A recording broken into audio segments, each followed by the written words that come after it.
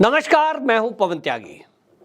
मोदी सरकार one nation one election को लेकर के गंभीर है और उन्होंने पूर्व राष्ट्रपति रामनाथ कोविंद जी की अध्यक्षता में 8 सदस्यीय एक समिति बनाकर उनको जल्दी से जल्दी अपनी रिपोर्ट सौंपने के लिए कहा है।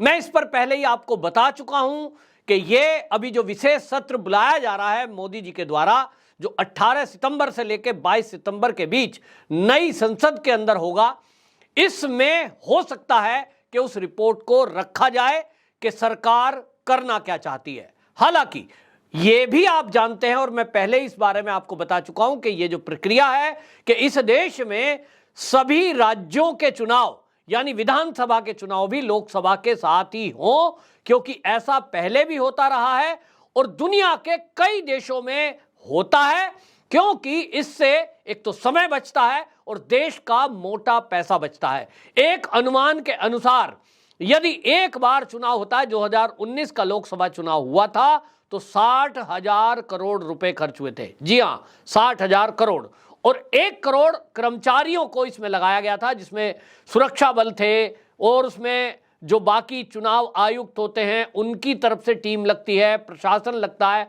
इस सब में 1 करोड़ लोग लगे। इसी में स्कूल डिस्टरबेंस होते हैं, बाकी सरकारी दफ्तरों का काम काज डिस्टरबेंस होता है, जो कर्मचारी इस काम में लगते हैं। चुनाव आचार संहिता के कारण जिस तरह से चीजें होती हैं उस पर भी चर्चा हो चुकी, लेकिन देश का विपक्ष इस बात को लेकर अब ऐसा बौखला गया है, उनको लगता है पता नहीं वन नेशन वन इलेक्शन की वजह से कहीं मोदी जी को वाहवाही ना मिल जाए और मोदी जी इस वाहवाही को ना लूट लें। हालांकि कांग्रेस के द्वारा, कांग्रेस की सरकारों में इसकी शुरुआत हुई थी और मैं जैसा कि आपको बता चुका हूं कि 1999 में जस्टिस रेड्डी की अध्यक्षता वाले विधि आयोग ने इस पर एक रिपोर्ट प्रस्तुत की थी और उन्होंने चुनाव आयोग से सिफारिश की थी कि एक देश में एक साथ ये चुनाव होने चाहिए। और ये भी मैंने आपको बताया था कि 1952 से लेकर 1967 तक यानी कांग्रेस के कार्यकाल में ऐसा होता रहा है कि एक ही साथ चुनाव हुए हैं। उस समय ठप्पा लगता था बैलेट पर, तो वहीं जो है एमएलए के चुनाव के लिए बैलेट पत्र रखा है, उसी में बराबर में सांसद के लिए भी बैलेट रखा है। एक व्यक्ति एक बार गया और उसने ठप्पा लगा दिया। वहीं पर आप देखिए कि अब नगर निकाय और क्या ग्राम सभा के चुनाव भी एक साथ हो सकते हैं, इस पर विचार हो रहा है। अब ऐसे में जहां एक तरफ कांग्रेस के नेता इस पर बयानबाजी कर रहे हैं, वहीं अरविंद केजरीवाल जी तो कई कदम आगे निकल गए। उन्होंने कह दिया कि जिस तरह से ये चुनाव एक साथ हो रहे हैं, मोदी जी ने कोई 8-9 साल के अंदर काम तो किया नहीं है, जनता को बताने के लिए उनके पास काम है नहीं, और इसीलिए वन नेशन वन इलेक्शन का मुद्दा लेकर के ये मोदी सरकार आई है। हालांकि आपको ये बता दूं, अरविंद केजरीवाल जी जिस तरह की भाषणबाजी करते हैं, जिस तरह का उनका काम है, उनको सब जान रहे हैं कि वो किस तरह का झूठ जनता में फैलाते हैं, भ्रम की स्थिति फैलाते हैं। सवाल यह है कि जब देश के लाभ की बात हो और देशवासी इसको समझना चाहते हो, सारा देश इसके पक्ष में खड़ा हो कि एक ही साथ चुनाव होने चाहिए, क्योंकि इससे देश का करोड़ों रुपया बचता है। एक बार यदि विधानसभा के साथ लोकसभा के चुनाव भी हो जाएं, तो मैं आपको वीडियो के माध्यम से मैंने आपको बताया था लगभग 50,000 करोड़ रुपए इसमें बचते हैं। इसी में अगर नगर निकाय के चुनाव भी जोड़ दिए जाएं, ग्राम सभा के चुनाव भी एक साथ हो जाएं, तो ये 50,000 करोड़ रुपया और बचेगा, यानी 1 लाख करोड़ रुपए की बचत एक साथ चुनाव कराने से होगी। देश का विकास होगा। लेकिन अरविंद केजरीवाल जी को तो देश के विकास से कुछ लेना देना नहीं है।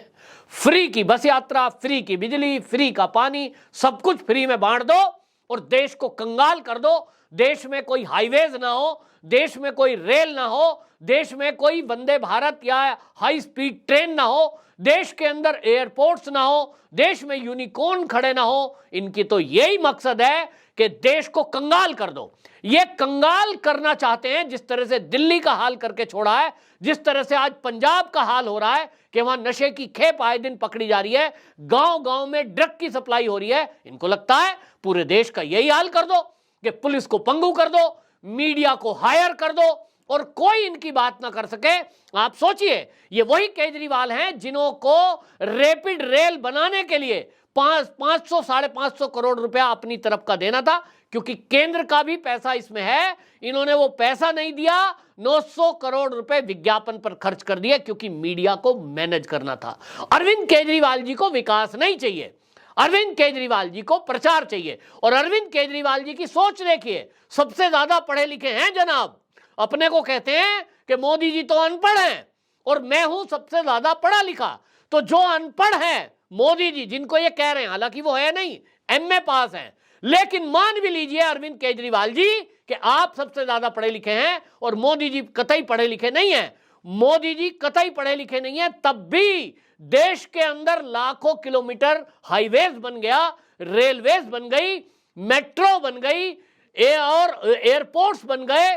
इतना विकास देश का हुआ है कि हम खुद का फाइटर प्लेन बना रहे हैं, खुद की पनडुब्बी बना रहे हैं, खुद के हमने हेलीकॉप्टर बना डाले, और तो और अब तो अंतरिक्ष में चांद पर हम पहुंच गए, सूरज के पास हम पहुंच गए। और ये देश इतनी तरक्की कर रहा है कि भारत आज विश्व की 5वीं सबसे बड़ी आर्थिक स्थिति पर पहुंच गया है।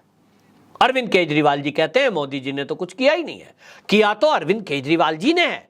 फ्री की बस, फ्री की बिजली, फ्री का पानी, और कंगाल दिल्ली का बुरा हाल। जब यमुना में पानी आता है तो वो गाद नहीं निकालते हैं, जिसके कारण लोगों के घर में पानी घुस गया, तो वो कहते हैं पैसा नहीं है। दिल्ली में खचड़ा डीटीसी की बसें चल रही हैं, जब उनसे कहते हैं कि नई बस क्यों नहीं आ रही, पैसा नहीं है। जब दिल्ली में कोरोना आता है और जनता कहती है कि इलाज दो हमको, तब वो कहते हैं ऑक्सीजन लाने के लिए पैसा नहीं है।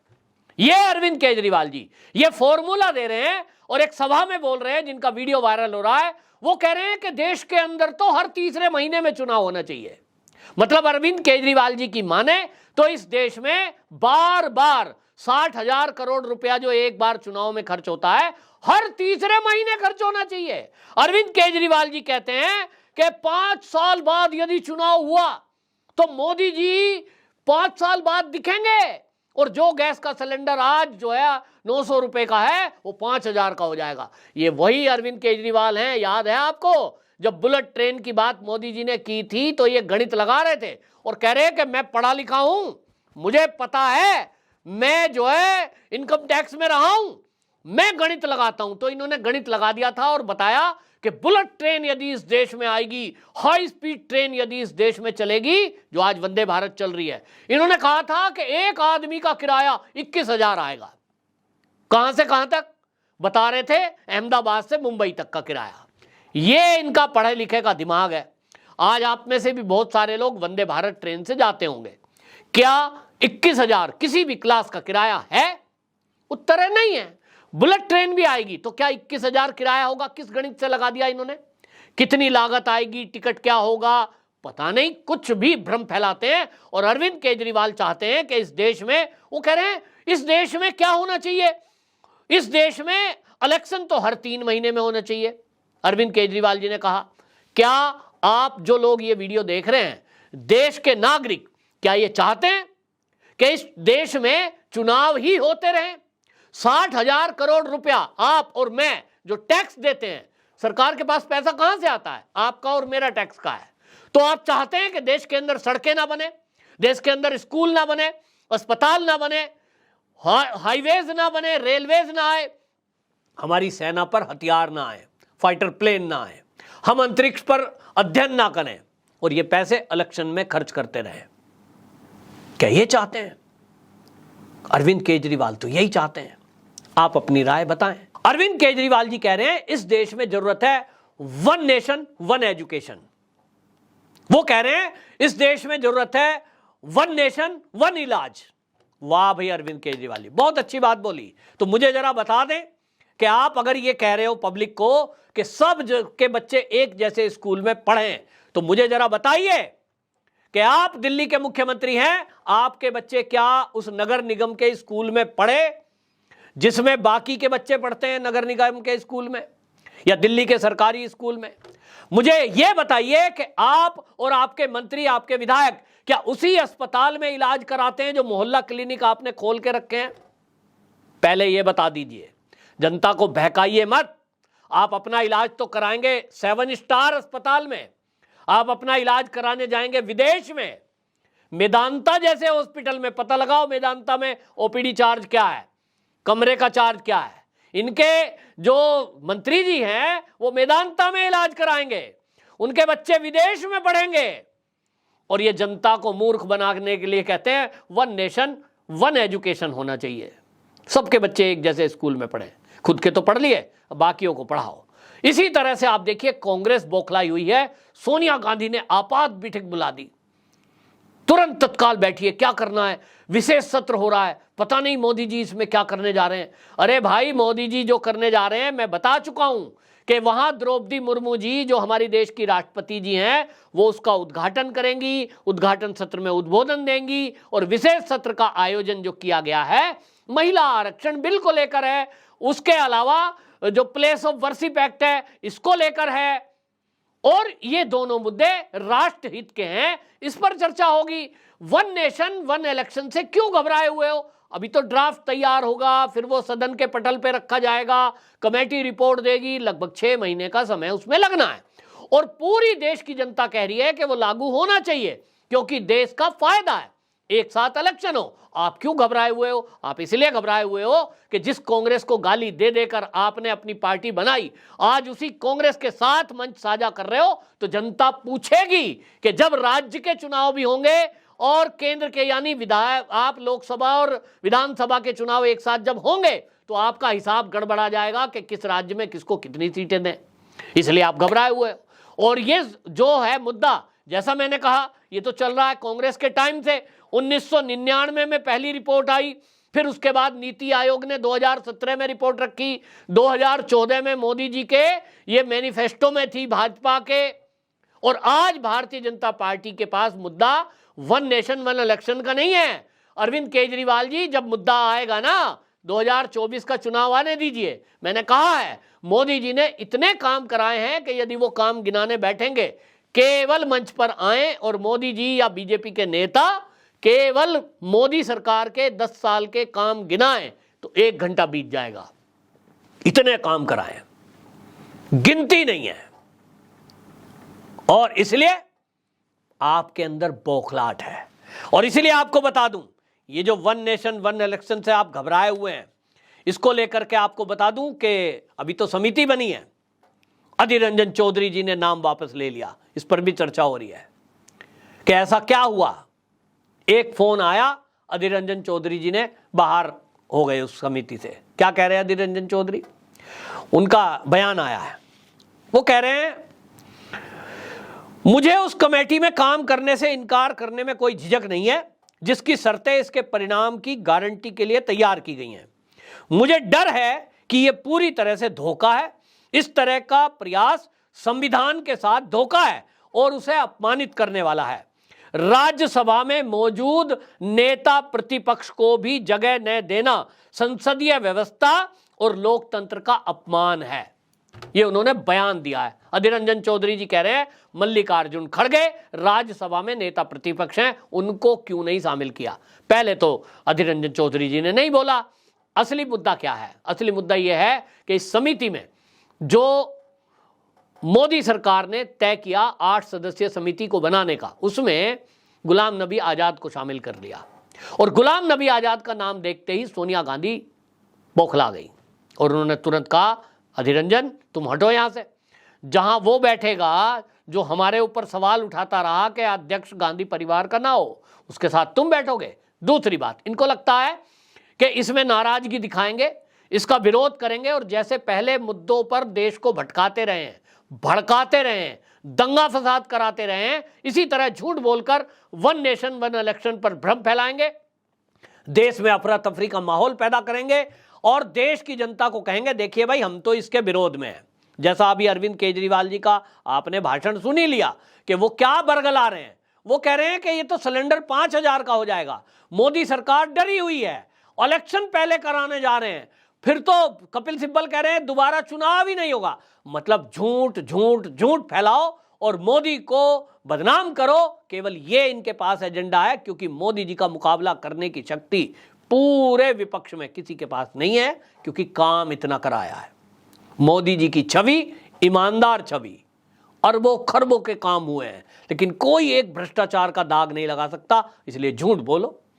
आपने देखा ना अभी द्वारका एक्सप्रेसवे को लेकर के किस तरह का झूठ फैलाया गया, मिल गया भ्रष्टाचार मिल गया, कितना बड़ा भ्रष्टाचार हुआ है, ये देखिए सीएजी की रिपोर्ट आ गई, सब फर्जी। मतलब आप कुछ भी करोगे सिस्टम के हवाले से तो वो चलेगा नहीं। और इसी तरह आपको बता दूं, असली मुद्दा यह है कि जैसा मैंने कहा, अधीर रंजन चौधरी जी जो कह रहे हैं कि नेता प्रतिपक्ष को मल्लिकार्जुन खड़गे को क्यों नहीं शामिल किया गया, तो आपको भी बता रहा हूं, और कोई कांग्रेसी मिले तो उसे आप बता देना, आप हमारे दर्शक हैं, आपको पता होना चाहिए। ये जो समिति है जो वन नेशन वन इलेक्शन पर बनी है, जिसकी अध्यक्षता पूर्व राष्ट्रपति रामनाथ कोविंद जी कर रहे हैं, जिसमें हमारे गृह मंत्री अमित शाह जी हैं और उनके अलावा कानूनविद बहुत सारे उसके अंदर जुड़े हुए हैं। असली वो है कानून बनाने को लेकर, किसके मुद्दे पर? चुनाव को लेकर, कि इस देश में चुनाव एक साथ कैसे कराए जाएं, उनकी बारीकियां क्या क्या है। तो जो सदस्य 8 चुने हैं उसमें विपक्ष का नेता होने के कारण अधीर रंजन चौधरी को इसलिए रखा गया क्योंकि वो चुनाव लड़कर, चुनाव की प्रक्रिया से होकर गुजरकर अपने संसद में पहुंचे हैं, लोकसभा के सदस्य हैं। और जो मल्लिकार्जुन खड़गे को वो समिति में शामिल करने की पैरवी कर रहे हैं अधीर रंजन चौधरी जी, वो हैं राज्यसभा के सदस्य, और राज्यसभा का कोई भी सदस्य चुनाव की प्रक्रिया से गुजरकर नहीं आता, पब्लिक में चुनाव में नहीं उतरता है मैदान में। मल्लिकार्जुन खड़गे जी कोई चुनाव लड़के नहीं आए, तो जो चुनाव लड़ा ही नहीं, चुनाव के बारे में जानता नहीं, उसको क्या पता, उसकी सलाह क्यों ली जाए? सलाह उसकी ली जाए जो चुनाव की प्रक्रिया से होकर गुजर के आया है। सीधी बात। भाई आप जो है, अगर मान लीजिए हड्डी के किसी रोग के बारे में कुछ जानना चाहते हैं तो हड्डी रोग विशेषज्ञों को बिठाओगे या आंख के रोग के आदमी को बिठाओगे? मुझे बताएं जरा अधीर रंजन चौधरी जी। तो झूठ बोलना छोड़ें, असली बात बताएं कि मैडम ने मना कर दिया। सोनिया मैडम को लगा कि तुम कैसे शामिल हो जाओगे, क्योंकि इनको एक और खतरा है कांग्रेसियों को कि अधीर रंजन चौधरी कहीं ना कहीं छोड़कर बीजेपी वालों के साथ बैठेंगे, कहीं ये बीजेपी में शामिल ना हो जाए। अमित शाह से मिलेंगे, मीटिंग होंगी और मीटिंग फटाफट होंगी और जो बहुत होंगी, तो अमित शाह से जितनी बार कोई मिलता है इन सबकी हवा खराब हो जाती है, विपक्षियों को लगता है बस ये तो गया।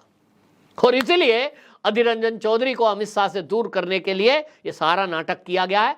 असली मामला यही है कि अमित शाह से ये पूरे विपक्ष के नेता घबराते हैं कि भाई ये व्यक्ति ऐसी चुंबक है कि ये लोहे को भी चुंबक बना देता है।